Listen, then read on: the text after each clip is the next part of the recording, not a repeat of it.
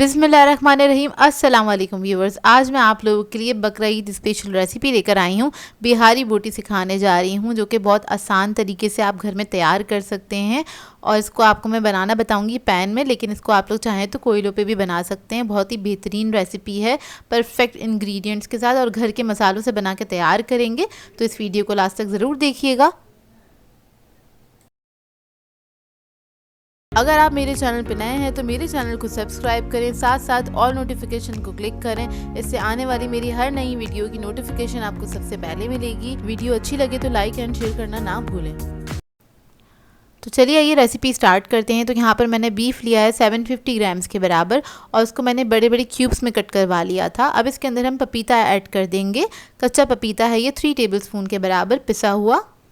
अदरक लहसुन का पेस्ट ऐड करेंगे इसमें 1.5 टेबलस्पून।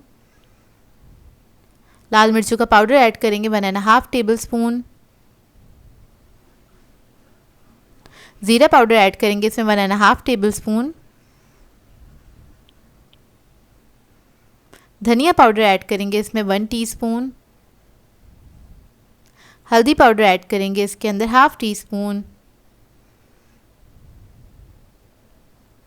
गरम मसाला ऐड करेंगे इसके अंदर 1 टीस्पून।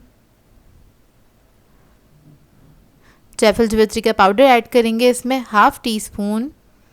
इसके बाद मैं इसके अंदर प्याज ऐड करूंगी। तो तली हुई प्याज है मेरे पास तकरीबन 2 टेबलस्पून के बराबर और इसको मैंने कूट लिया था, या फिर आप चाहें तो इसको पीस सकते हैं। बस पेस्ट नहीं बनाइएगा, बगैर पानी के आपने इसको कूट लेना है।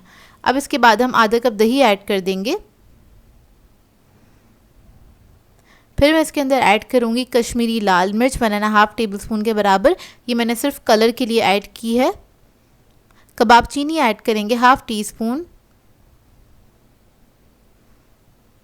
नमक ऐड कर देंगे इसके अंदर 1 टीस्पून के बराबर। अब इसके बाद इसको मिक्स कर लेंगे। इसके अंदर मैं एक चीज़ ऐड करना भूल गई हूँ, अब मैं कर लूँगी।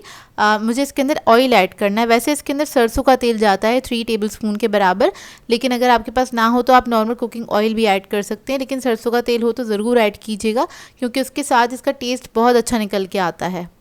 तो देखिए यहाँ पर मैं 3 टेबलस्पून कुकिंग ऑयल ऐड कर रही हूँ।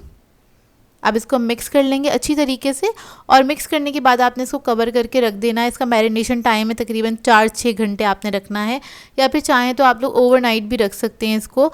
और बकरा ईद आ रही है तो इस तरह की रेसिपीज़ तो बनती हैं घर के अंदर और बहुत ही बेहतरीन लगती हैं। तो आपने क्या करना है, अगर आप घर में बल्क क्वांटिटी में बना रहे हैं तो आप इसको ज़्यादा देर के लिए रखिएगा, ओवरनाइट के लिए रख दीजिएगा, फिर उसके बाद आप इसको पका सकते हैं। तो यहाँ पर मैंने इसको 4 से 6 घंटे के लिए रख दिया था। अब मैं इसको बना रही हूँ पैन के अंदर। तो इसके अंदर मैंने 3 टेबलस्पून ऑयल ले लिया है। अब इसके अंदर सारी मैरिनेटेड बोटियाँ हम इसके अंदर ऐड कर देंगे। इसको फैला लेंगे हल्का सा। अब क्योंकि हम इसमें इसको पैन में बना रहे हैं तो थोड़ा सा पानी ऐड करूँगी, और इसको आपने लो मीडियम फ्लेम पे इसको छोड़ देना है पकने के लिए। बिल्कुल हल्की आंच पे ही गलेगी और उसी के अंदर बेहतरीन बन के तैयार होती है ये। तो देखिए मैंने बस आधा कप पानी ऐड किया है, ज़्यादा पानी नहीं ऐड किया है इसके अंदर। अब मैं इसको कवर करके पकने के लिए छोड़ दूँगी। और अगर आप लोग इसको कोयलों पर बनाना चाहते हैं तो आप उस पर भी बना सकते हैं। तो बस आपने डायरेक्टली इसको कोयलों पर पका लेना है। तो देखिए तकरीबन आधा घंटा हो गया इसको पकते हुए। आपने हल्की आंच पे ही छोड़ देना। जब पानी इसका ड्राई हो जाएगा, जब आप इसको चेक कर लीजिएगा, और देखिए इतनी अच्छे से गल चुकी है माशाल्लाह से कि खाली मैं इसको मिक्स ही कर रही हूँ और ये टूटना स्टार्ट हो गई है। तो देखिए बेहतरीन सी हमारी बिहारी बोटी बन के तैयार है। अब इसको हम स्मोक दे देंगे। तो यहाँ पर मैंने कोयले को दहका लिया था, इसके ऊपर ऑयल डाल देंगे और इसको कवर करके छोड़ देंगे 10 मिनट के लिए। फिर उसके बाद आप इसको सर्व कर सकते हैं। ये पराठों के साथ, नान के साथ, चपाती के साथ बहुत ही बेहतरीन लगती है। और इसके साथ आप एक अच्छा सा सैलेड बना लीजिएगा, रायता बना लीजिएगा, जो कि बहुत ही अच्छा लगता है इसके साथ। तो ये देखिए रेडी हो गई है मज़ेदार सी हमारी बिहारी बोटी। आई होप आपको ये सिंपल सी रेसिपी अच्छी लगी होगी। सारे मसाले घर में ही मौजूद होते हैं और आप इसको बहुत आसानी से घर में तैयार कर सकते हैं। चाहे तो ओवरनाइट के लिए इसको ज़रूर रखिएगा, अगर आप इसको बल्क क्वांटिटी में बना रहे हैं, क्योंकि अंदर तक गली हुई होगी।